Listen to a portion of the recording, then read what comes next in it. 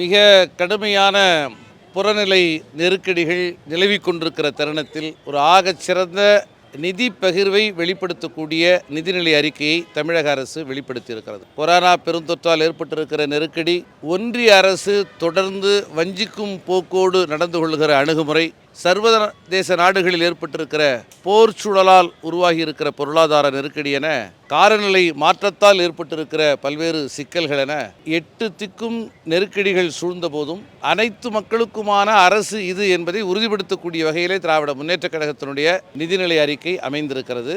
மிக குறிப்பாக அனைத்து தரப்பு மக்களையும் இது கணக்கில் எடுத்துக் கொண்டிருக்கிறது. இன்று மிக முக்கியமான தொழில் வளர்ச்சி என்று சொல்லப்படுகிற அம்சங்களில் கவனம் எடுத்துக் கொள்ளப்பட்டிருக்கிறது. ஓசூரை ஒரு தொழில் வழி பெருந்தடமாக, அறிவுசார் பெருந்தடமாக அதை அறிவிக்கக்கூடிய முயற்சியில் தொடங்கி சாமானிய மனிதர்கள், பெற்றோரை இழந்த பிள்ளைகள் மாதம் 2000 ரூபாய் பெறுகிற வகையில் அவர்களின் நிலையும் கவனத்தில் எடுத்துக் கொள்ளப்பட்டிருக்கிறது. யாராலும் கருதி பார்க்க இயலாத சூழ்நிலையில், சமூகத்தால் மெல்ல மெல்ல ஒதுக்கப்படுகிற சூழ்நிலையில் இன்று முதியவர்கள் கைவிடப்படுகிற சூழ்நிலை இந்த நவீனமயமாக்கலால் விளைந்திருக்கிறது.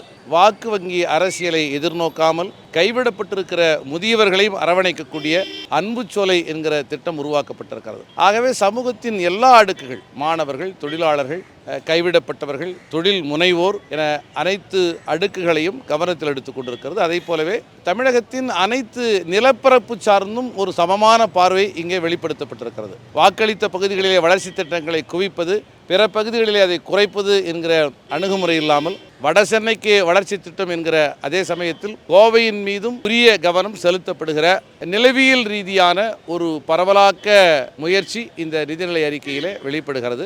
மிக குறிப்பாக தமிழர்களின் பண்பாட்டு மூலதனம் என்பது நீண்ட நாளாக வெறும் பேசுபடு பொருளாக மாத்திரமே இருந்தது.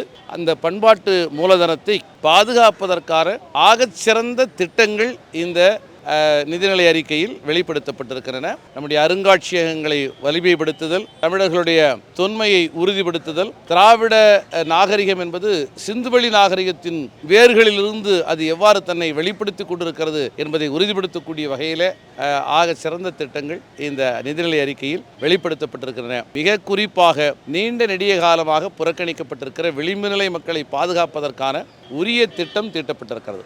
நம்முடைய நிதிநிலை அறிக்கையில் சற்றேறக்குறைய 3,50,000 கோடிக்கு நாம் பட்ஜெட்டை உருவாக்குகிறோம். அதில் 92,000 கோடி என்பது வெல்ஃபேர் பட்ஜெட்டாக நலத்திட்டங்களுக்காக ஒதுக்கப்படுகிறது. அந்த 92,000 கோடியில் 20,000 கோடியை பட்டியல் சமூகத்தின் நலன்களுக்காகவும் 1,800 கோடியை பழங்குடி மக்களின் நலன்களுக்காக திட்டங்களுக்காகவும் அரசு ஒதுக்கி இருக்கிறது. இவற்றை ஒதுக்கியது மாத்திரமல்ல, ஒதுக்கப்பட்ட நிதி முறையாக சென்று சேர்கிறதா என்பதை கண்காணிப்பதற்கு டெவலப்மெண்ட் ஆக்ஷன் பிளான் ஆக்ட் என்கிற ஒரு சட்டத்தை, மிக உன்னதமான சட்டத்தை தமிழக அரசு உருவாக்கி இருக்கிறது. 1974 அன்னை இந்திரா காந்தி அவர்களால் சொல்லப்பட்ட சிறப்பு உட்கூறு திட்டம் என்பது வெறும் உதட்டளவில் உச்சரிக்கப்படுகிற ஒரு அலங்கார சொல்லாக இருந்தது. 50 ஆண்டுகளுக்கு பிறகு அதை உறுதிப்படுத்தப்படுகிற வகையில் ஒரு சட்டம் தமிழக அரசால் உருவாக்கப்பட்டிருக்கிறது.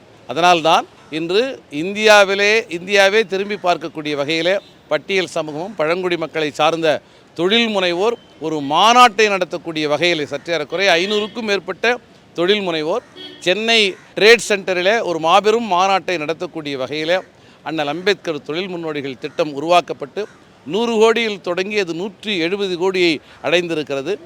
சற்றேறக்குறைய கடந்த 15 ஆண்டு காலமாக உயர்கல்விக்காக சர்வதேச நாடுகளுக்கு, வெளிநாடுகளுக்கு சென்று படிக்கக்கூடிய மாணவர்களுக்கு ஒதுக்கக்கூடிய தொகை, பட்டியல் வகுப்பார் பழங்குடி மக்களுக்கு ஒதுக்கக்கூடிய தொகை வெறும் 4 கோடி. அந்த 4 கோடியும் கடுமையான விதிகளுடைய விளைவாக யாரும் பயன்படுத்த முடியாது. பெரும்பாலும் அதில் 2 கோடி அல்லது 3 கோடி திருப்பி அனுப்பப்படுகிற நிலை இருந்தது.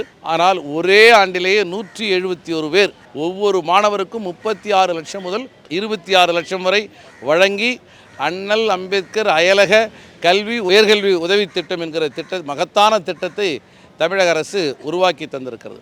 அதை போலவே அயோத்திதாச பண்டிதர் குடியிருப்பு மேம்பாடுகள் திட்டம் என்கிற அடிப்படையிலே ஒரு மகத்தான திட்டத்தை, இடைவெளி இல்லாத வகையில் ஊர் என்றும் சேரி என்றும் பிரிந்து கிடக்கிற தமிழ் சமூகத்தை, ஒரு ஒட்டுமொத்த தமிழ் சமூகத்தையும் சமத்துவபுரமாக மாற்றுகிற அந்த திட்டம் இன்று உருவாக்கப்பட்டிருக்கிறது. ஆக அனைத்து மக்களின் நலனையும் கணக்கில் எடுத்துக்கொண்டிருக்கிற காலம் அதாவது ஒரு 5000 ஆண்டுகளுக்கு முந்தைய சிந்துவெளி நாகரிகத்தின் மீதும் கவனம் கொள்ளப்பட்டிருக்கிறது.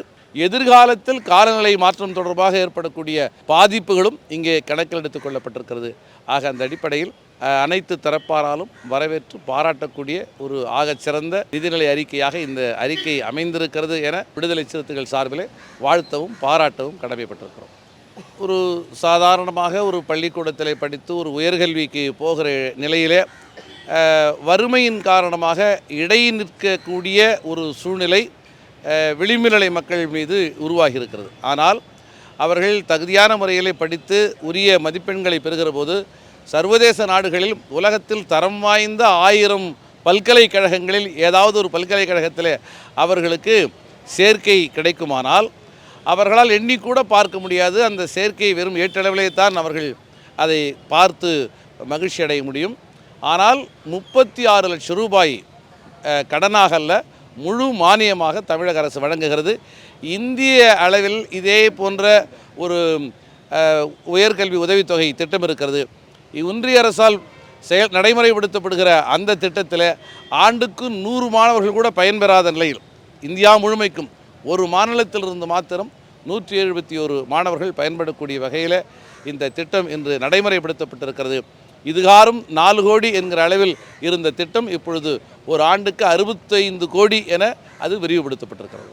மிக முக்கியமாக 2 அம்சங்களில் நம்முடைய திராவிட முன்னேற்றக் கழக அரசு பட்டியல் சமூகம் மற்றும் பழங்குடி மக்களுக்கான வளர்ச்சியில் அக்கறை எடுத்துக்கொண்டிருக்கிறது.